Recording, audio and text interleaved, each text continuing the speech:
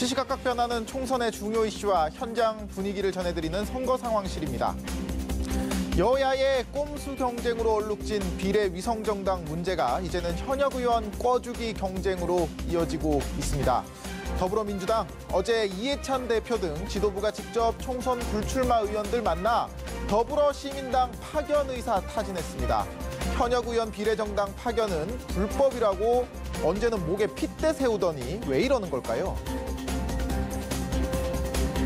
황교안 대표가 직접 나서 현역 의원들의 추가 이적을 권유하는 등 후한무치한 정치 행위에 국민들은 망연자실할 따름입니다. 왜 부끄러움은 국민의 몫이 되어야 합니까? 자신들이 했던 얘기 뒤집으면서까지 현역 의원을 비례정당에 파견하려는 이유, 총선 정당 투표에서 앞번호 받고 선거 자금으로 사용할 보조금 더 타내기 위해서겠죠. 민주당은 일단 지역구 의원 4명과 비례대표 의원 3명 등을 보내겠다는 계획입니다. 이 경우 7명의 현역 의원을 보유하게 되는 더불어시민당은 총선 정당 투표 용지에서 민생당과 미래한국당, 정의당에 이어 4번째 칸을 차지할 것으로 보입니다. 정의당보다 의석수가 한 석 많기는 하지만 전국적으로 통일된 기호를 부여한다는 공직선거법에 따라 정의당 뒤로 밀리게 되는 건데요. 어쨌든 이것만으로도 친문 비례정당인 열린민주당 견제도 어느 정도 가능하다는 구상입니다. 더불어시민당의 승리가 곧 민주당의 승리입니다. 민주당을 탈당한 개인들이 유소한 당명의 비례정당을 만들었는데 더 무단으로 문재인 정부와 민주당을 참칭하지 말 것을 부탁을 드립니다. 투표용지 2번째 칸 선점하고 있던 미래한국당도 가만히 있지는 않겠다는 입장입니다. 미래통합당은 현역 의원들 추가로 미래한국당에 파견하는 방안을 추진하고 있는데요. 내부적으로는 원내 교섭단체 수준인 20명 정도를 노리겠다는 구상입니다. 미래한국당에 힘을 보태주실 의원님들이 지금 계속 뜻을 보여주고 계십니다. 한 10여 명 정도가 계시다는 말씀드립니다. 21석 민생당 추월하면 기호 1번 받을 수 있고 교섭단체가 되면 50억 원 이상의 선거 보조금도 확보할 수가 있으니 현역 의원 끌어오려는 움직임 계속될 전망인데요. 그런데요, 한쪽에서는 총선 승리도 중요하지만 지도부가 너무 이적을 강권하는 것 아니냐 이런 불만도 나오고 있습니다.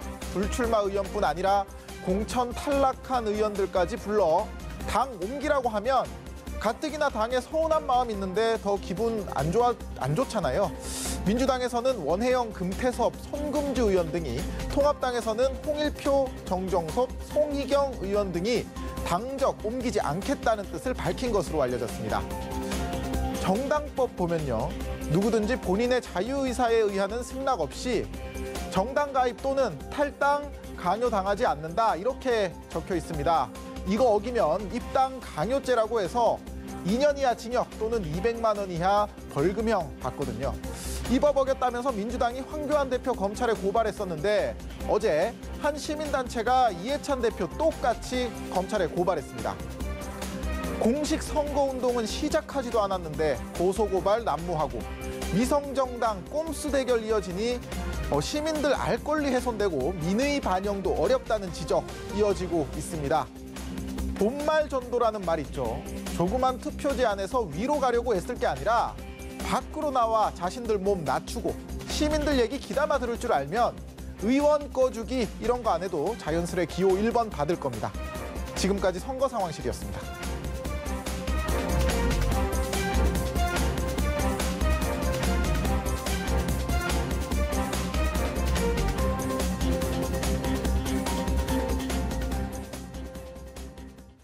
네, 선거 상황실 이재동 기자와 함께 오늘도 정치권 소식 더 살펴보도록 하겠습니다.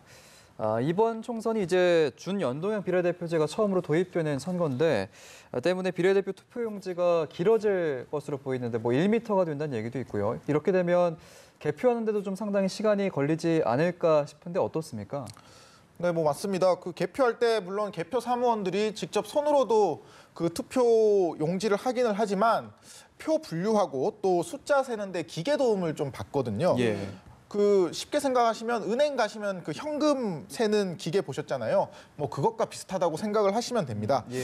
그런데 선관위에 따르면 투표 용지가 약 50cm를 넘어가면은 이제 그 기계를 쓰는 게 불가능하다 이런 거거든요.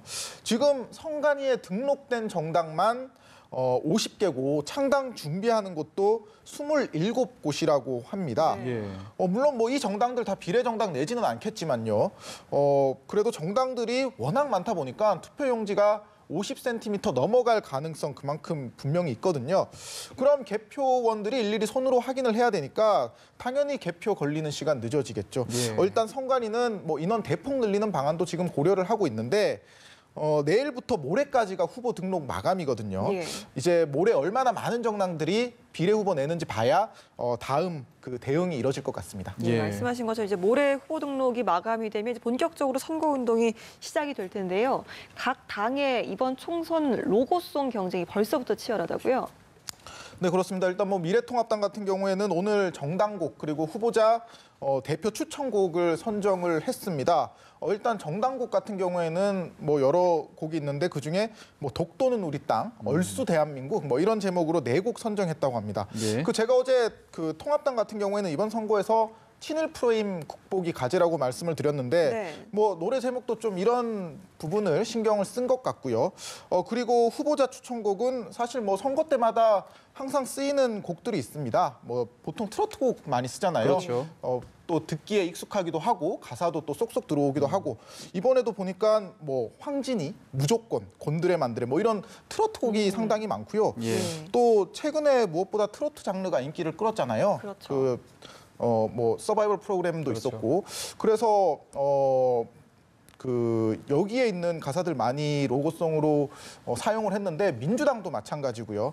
그 개그맨 유재석 씨가 최근에 트로트 그 신인으로 뭐 유산슬이라는 이름으로 활동을 하셨죠. 예. 그때 사랑의 재개발 이 노래가 민주당도 그리고 통합당도 채택을 했는데 이게 뭐 워낙 많은 인기를 끌었고 또 노래 가사에 보면 싹 다 갈아엎겠다 이런 가사가 있습니다. 그래서 뭐 선거용으로 쓰기에는 딱이다 뭐 이런 것 때문에 아무래도 그런 채택을 골고루 받은 것 같습니다. 알겠습니다.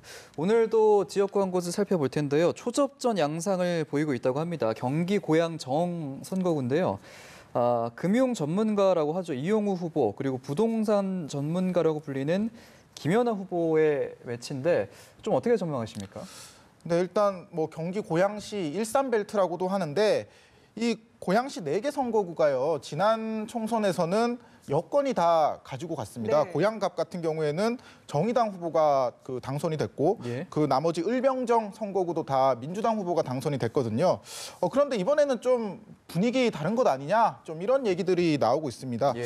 사실 이 지역 최고 이슈가 이제 집값 이슈입니다. 그 최근에 그 집값이 많이 올랐는데 네. 그 다른 지역에 있는 집값은 다 올랐는데 왜 일산 집값만 안 오르냐 뭐 이런 그 사실 생각들이 좀 그 지역 그 주민들 사이에 있거든요. 그렇기 때문에 또 지금 고양정 같은 경우에는 국토교통부의 수장이죠. 김현미 장관 지역구기도 하거든요. 그렇기 때문에 좀 이런 집값에 대한 상실감을 얼마나 줄일지가 민주당 이용우 후보 같은 경우에는 과제일 테고요. 예. 또 반대로 통합당 김연아 후보 같은 경우에는 이런 점을 최대한 부각시키려고 할 겁니다. 또 뭐 김연아 후보 같은 경우에는 부동산 전문가를 자처를 하고 있어서 아마 이런 점이 이번 이 지역구의 관전 포인트가 될 것 같습니다. 예. 초접전 양상을 보이는 고양정까지 짚어봤습니다. 오늘도 이재동 기자와 함께했습니다. 고맙습니다. 맞습니다.